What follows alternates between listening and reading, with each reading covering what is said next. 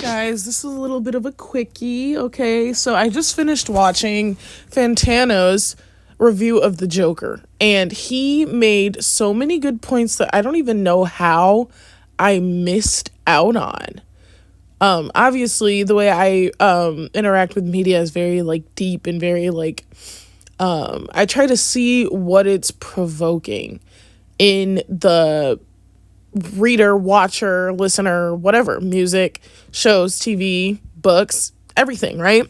So Fantano brought up a really good point, that because I haven't been watching any online discourse about Joker at all. I just put out my 2 cents that I didn't fucking like it, and I thought the music was bad and so on and so forth, and I thought it was like a Lady Gaga concert featuring the Joker, right? Featuring Joaquin Phoenix. So Fantano brought up this really good point, and I guess it's not just a Fantano point, I guess it is like internet discourse, that the movie served as a fuck you to the incel community that fell in love with Joker. Now, this is very interesting because I agree with that sentiment. Everything you like about the Joker, right? How he inspires this group of men who are like, yeah, you know what?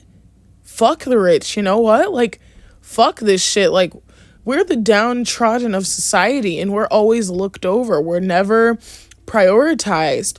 We get bullied. Our mental health isn't taken seriously. And it creates a figure like the Joker, right? So that's what the original movie, that's what the first Joker, 2019, kind of meant to me. It was like, if you push a guy too far who already has mental illness, society has no warmth for these people. And then the mental health industry is obviously the mental health, I don't even know what the word is, but the mental health infrastructure is very, very, very, very awful, and very much so does not take people as seriously as it needs to. As you guys know, I work in the mental health industry. Industry is such a weird word for that. Anyway, so this immediately reminded me of Attack on Titan for obvious reasons. I'll get there though. Let's finish talking about Joker. So in the Joker Do Foley or whatever, Joker finds a girlfriend, right? Harley Quinn. She's obsessed with this image of Joker, right? And even in the beginning of the movie, there's this little cartoon short where it's the Joker and then his reflection. His reflection is like this mischievous little thing, and he's trying to like stop his reflection from doing all these quirky little things. So it's basically just setting the tone for the movie that it's somebody like confronting their own identity. So Arthur Fleck is kind of deciding what role the Joker plays in his life. And he decides that, hey, I'm not the Joker. Like, after he's triggered in the correct way, his lawyer kind of like says, I don't want to say says too much, but she does kind of trigger him by talking about his early traumatic childhood experiences. I think it was CSA and like just regular CA, child abuse. So it triggers him, and it like splits him to the point of like no return, where he's like, okay, yeah, no, I'm actually not the Joker.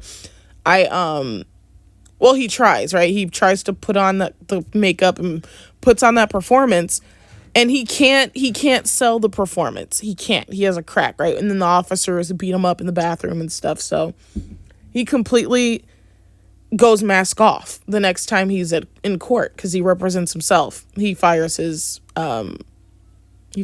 lawyer after it basically triggers him in the correct way, let's just say. So this movie served as a fuck you to the people who enjoyed the first movie and I guess felt inspired or felt like they could relate or anything like that, which is absolutely ridiculous in my opinion, because where I can see and draw a line of connotation between like the incel community and the movie The Joker. Like, I see why people in that community would relate to the Joker. Also, a lot of normal people liked it. A lot of normal people could relate to some of the things in the Joker. Obviously not killing people and shit, right? But like just being downtrodden and overlooked in a society where there is a 1% who is kind of like skating by on quote, quote, easy mode. Everybody at some point has had their run-in with like a situation where they were reminded that they're at a lower point in society than the 1%. Everybody's had a moment where they've confronted that. So many people have been bullied for, quirks or mental disabilities or things that they can't help about themselves, right? Like, I think of my friend who has a stuttering problem. Or, guys, it's like 2 a.m. Please give me grace. I'm trying really hard. I think of her, how, she was always made fun of. She was always bullied, and it's not like she could help it, right? And so his laughing outbursts kind of remind me like Tourette's or stuttering problems and stuff like that. So like a lot of different people can relate to the Joker. It's not just the incel community. And this movie is kind of like a big fuck you to those people, because it's like he denounces the Joker. He separates himself from the Joker, and all of his supporters abandon him at that point in time. Or like seemingly they do, right? His girlfriend abandons him because she was also in love with the facade, the Joker, right? Like that, the symbol, the Joker, which he denounces. And at the end, it seems like his fans kind of come back to him and bomb him out of court and free him, but he goes back and he chooses to die rather than be the symbol, the Joker. And I think that is a message to, the incel community or whatever, like, hey, like, your symbol is gone. Like, no, you can't use him. And he chooses to be imprisoned, not to die. He gets killed to his own surprise. I do wonder who that visitor was at the end of the movie, but it doesn't matter. Who cares?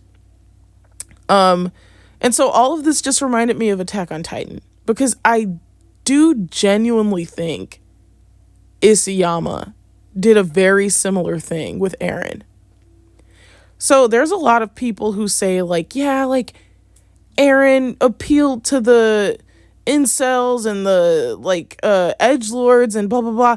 And while that's obviously true, he does appeal to that group of people.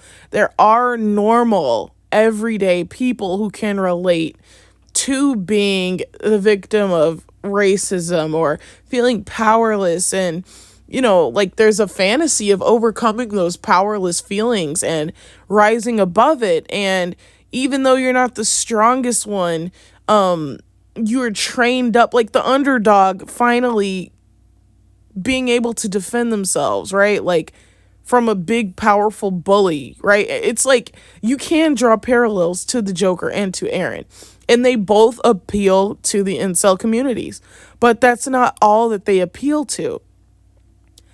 The story of the Joker and the story of Eren Yeager appeal to regular, everyday people, myself included. Like, you, like, to create this big fuck you statement to try and distance a character away from like a alt-right community or like a incel or dangerous community. I understand why you're doing that, but at the same time, you're messing with the integrity of your story. When you think of the Joker, yeah, sure, you may think of his like sad backstory, but what I think of first and foremost is this character who plays with Batman, right? I think of this person who unapologetically leans into the facade of the Joker. And sure, 100% it's a facade, because people aren't usually just born like evil or sadistic or psychotic, right? People aren't born that way usually. Like, so obviously he has some traumatic backstory that made him the way he is. But to strip him of that and make him denounce the Joker or whatever and show him in this completely vulnerable, like, everyman sort of way, like to make him so much of a victim, to completely separate himself from, you know, the incel community or people who would empower themselves through their victimhood to justify doing atrocities to others, while it is like kind of understandable, it is kind of bastardizing the character. And I say the same for Eren from Attack on Titan. Isayama tried so hard to denounce him in the final chapter because, hey, I wrote a story about genocide and that's not politically correct. Hey, I wrote a story about genocide and there's these fans that are rooting for the genocide for like eugenics type of like reasons, right? Rather than people just appreciating the narrative of, okay, well, obviously under these written fictional circumstances, the most logical next step is the genocide to protect yourself. Like, if in a story that's written as kill or be killed, where it's genocide or be genocided, of course you're going to root for one side to complete the genocide against the other side. And 9 times out of 10, it's going to be the main character that you grew to love, right? And so Isayama then tried to completely bastardize Eren. Oh, I'm stupid. That's why I did this. Oh, there's no good reason to ever do something like this. I'm dumb. I'm an idiot. My brain was all messed up. And then he did not complete the genocide in a very nonsensical way, right? Like, he gave up on purpose because of X, Y, and Z and all of this stupid shit. That's why Attack on Titan at the end does not make sense, and that's why it's not good. That's why Joker 2, Do Foley, whatever the fuck, is bad and does not make sense, and it's just not a good movie, not a good story.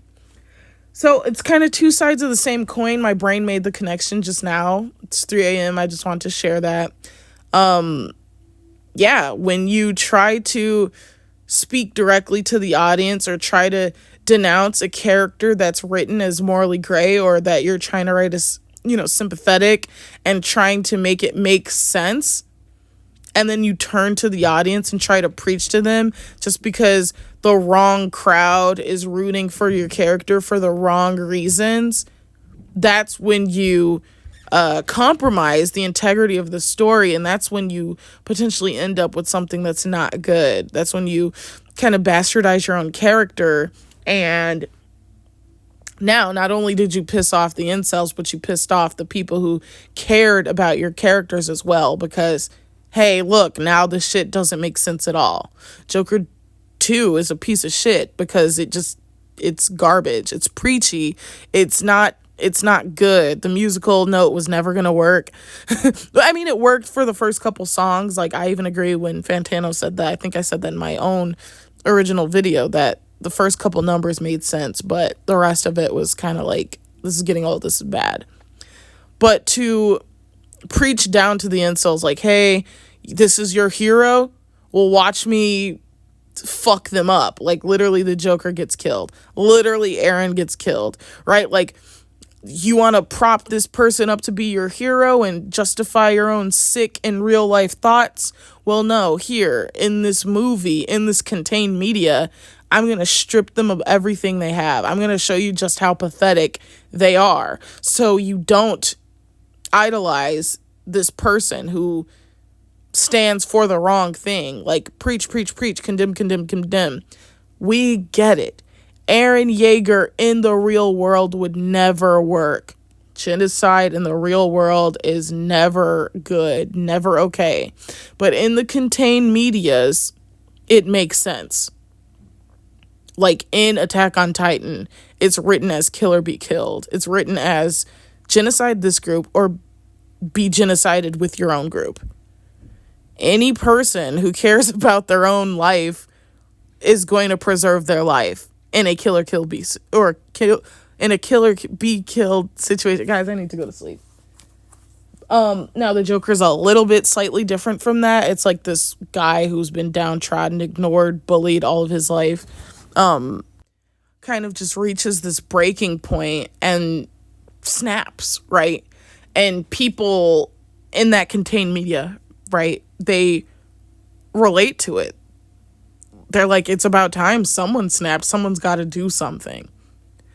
Because we as a people have been ignored for so long. We've been walked over, trampled on. Like, the mental health system doesn't care about us. Like, all of this stuff. And so the Joker is kind of the symbol of, like, the lower class's frustration with the rich and with people in power who just ignore them. And again, a lot of people, a lot of fans of the Joker, a lot of fans of Attack on Titan are just fans of these things and of these characters within the contained universe. Like, yeah, that makes sense. Like, if you bully a person and throw them around too much, of course, when they're going to snap at some point. Of course they are, right? And with Attack on Titan, it's not like Eren snapped, right? It's just like he was like a cornered rat, right? Like, pushed into a kill or be killed situation that he really was trying to find a bunch of ways out of. But, you know, you get the incel community who will bastardize Attack on Titan and be like, yay, cool, eugenics, which, if anything, like, they were trying to do eugenics on Paradis, right? Like, Marley and the rest of the world were trying to do eugenics on Paradis. But, you know, incels are stupid, so that community of people will flip it to, yay, Eren Jaeger, which is German, so he's Aryan, so he's doing a genocide, which is cool, which is fun, ha ha ha, lol, which isn't what the actual story is about. So I don't understand why Isayama felt the need to condemn Eren so hard to the audience, to the readers so hard. We get it. In the real world, this is awful.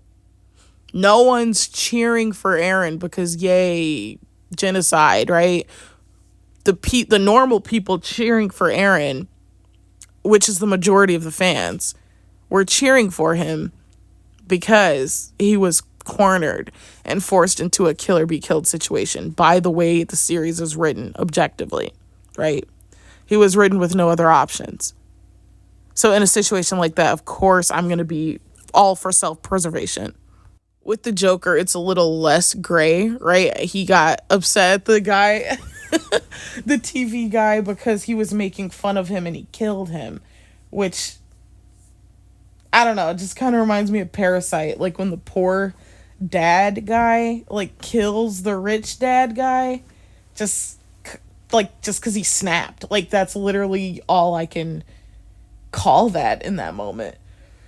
So yeah, I mean, it makes a little bit more sense to kind of condemn the incels or the audience who, like, put the Joker on this big pedestal, but at the same time, you are ruining the integrity of the story when you feel the need to talk to a subgroup of the fans and be like, hey, this is your hero, let me strip him down of everything he has. Look at how pathetic he is now. Yeah, now look, it's pathetic if you like him, because it was just a facade anyway. It was just a fake symbol. And you can't tell me that's not exactly what Isayama did. You liked Chad Eren, quote, quote, Chad Eren? Well, it was a facade. He was pretending. Real Eren's back. Wee.